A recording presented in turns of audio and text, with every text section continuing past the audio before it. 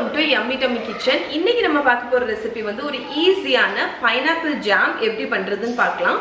வாங்க வீடியோக்குள்ள போகலாம். பைனாப்பிள் ஜாம் பண்றதுக்கு ஃபர்ஸ்ட் ஸ்டெப் வந்து நல்ல ஒரு ரைப்பான பழுத்த பைனாப்பிள் எடுத்துக்கோங்க. பைனாப்பிள் பழுத்ததான்னு டெஸ்ட் பண்றதுக்கு நீங்க எப்பவுமே வாங்கும்போது இங்க மேல இருக்கக்கூடிய அந்த லீஃப் இருக்குல்ல, அதை இப்படி புல் பண்ணுங்க.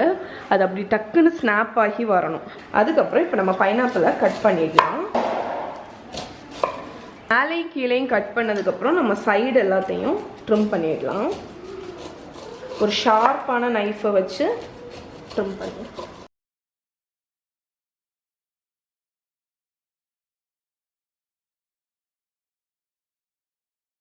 பைனாப்பிள் ஜாமுக்கு வந்து நான் வந்து அந்த தண்டு கூட கட் பண்ண மாட்டேன். ஏன்னா நம்ம எல்லாத்தையுமே அரைக்க தான் போகிறோம். அதனால நம்ம இந்த ஹோல் பைனாப்பிளுமே ரஃப்பாட்டு சாப் பண்ணிடலாம். நம்ம இந்த பைனாப்பிளை அரைச்சி எடுத்துடலாம். இப்போ நம்ம கட் பண்ணி வச்சிருக்கிற பைனாப்பிளை இந்த மிக்ஸி ஜாரில் ஆட் பண்ணிடலாம். இப்போ இந்த பைனாப்பிளை நல்லா ஸ்மூத்தாக அரைச்சி எடுத்துகிட்டு வந்துடுறேன். நம்மளோட பைனாப்பிள் வந்து நான் நல்லா ஸ்மூத்தாக அரைச்சிட்டேன் பாருங்க. இப்போ நம்ம ஜாம் பண்ணுறதுக்கு ஒரு பேனை வந்து அடுப்பில் வச்சுருக்கேன். இதில் நம்ம அரைச்சி வச்சுருக்கிற பைனாப்பிள் பியூரேயை ஆட் பண்ணிடலாம். பியூரேயை வந்து ஒரு 5 to 8 minutes வந்து இது கொஞ்சம் கொதிச்சு வர்ற வரைக்கும் குக் பண்ணுங்க. இப்போ நம்ம பைனாப்பிள் வந்து நல்ல பாயில் ஆக ஆரம்பிச்சிடுச்சு. பாயில் ஆகி ஒரு 5 minutes குக் ஆனவுடனே அது கொஞ்சம் திக்காயிடுச்சு. இந்த டைமில் நம்ம சுகர் ஆட் பண்ண போகிறோம்.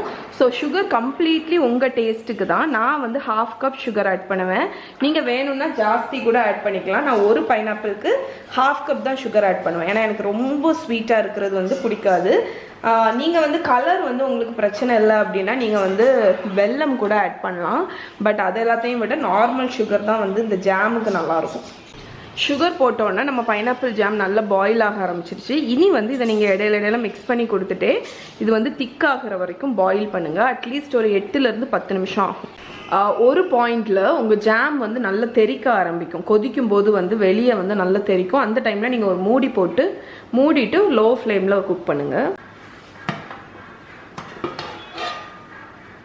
நம்ம பைனாப்பிள் ஜாம் வந்து திக்காக இருக்கும் நல்லா. அதே மாதிரி அந்த மேலே வந்து நுரைச்சிட்டு இருந்துச்சு தெரியுமா, அது இல்லாமல் நல்ல ஒரு ஷைனிங் கிளேஸ் மாதிரி கிடைக்கும். நான் இதை விட திக்காக்க மாட்டேன். என்னோட பைனாப்பிள் ஜாம் இந்த அளவுக்கு கன்சிஸ்டன்சிலேயே நான் ஆஃப் பண்ணிடுவேன்.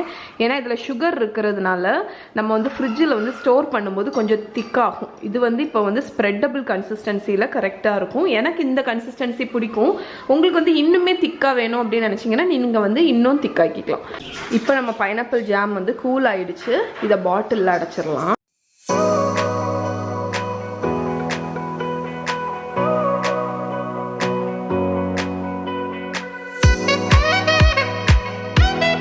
ஓகே ஃப்ரெண்ட்ஸ், ஸோ நம்மளோட பைனாப்பிள் ஜாம் ரெடி ஆகிடுச்சு. இதை கண்டிப்பாக ட்ரை பண்ணி பாருங்கள். ரொம்ப டேஸ்ட்டாக இருக்கும், ரொம்ப ஈஸியும் கூட.